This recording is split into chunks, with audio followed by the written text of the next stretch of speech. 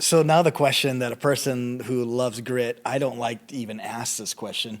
How do you balance that with being still and Sabbath? Like I feel like there's Dude, certain, I like love that I we're both here. We're talking about all the things that like I'm like working through right now. This is amazing.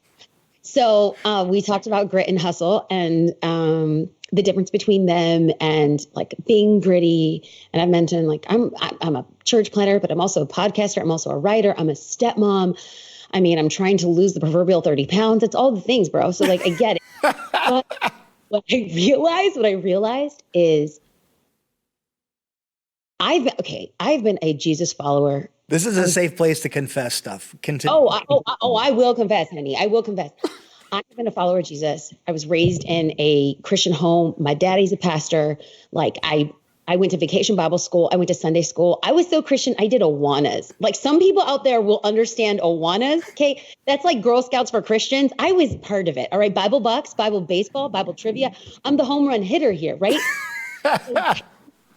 How convicted I have been in this season because I have succumbed to the subversive narrative within Western, not just Western culture, Western Christianity, that I'm a factory and not a field, that I am what I produce.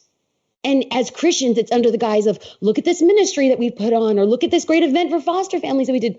And to become so enwrapped on like what we do versus who we are. And so brother, it was like you've been reading my mail because I actually taught on this at church, that we have succumbed to being factories and not fields. And a field succumbs to seasons. And there's a season of rest, and there's a season of pruning, and there's a season of sowing, and there's a season of reaping. We don't think like that. And so I'm very proud to say it's a new practice. So that's probably why I'm giving myself like a pretty good grade. I'd give myself like an A minus, but I've been practicing Sabbath every single week because I was so convicted. Out of the 10 commandments, if someone would be like, hey, do you subscribe to the 10 commandments? I'd be like, yes, I'm so holy. And I realized that the one that I have consistently broken is the Sabbath. And in all the 10 commandments, you know that the commandment on the Sabbath is the longest and the one that was spoken about most by God. And yet I broke it all the time. So how am I balancing that?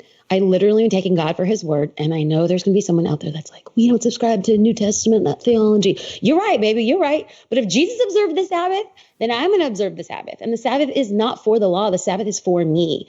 And so I am really taking Sabbath seriously. And grit also means having the ability to put down everything that I feel responsible for, to heal, to recoup, to take a breath, and also, which are the two tenets that I got from John Mark Comer, Sabbath should look like celebrating God and celebrating the life that God has given me.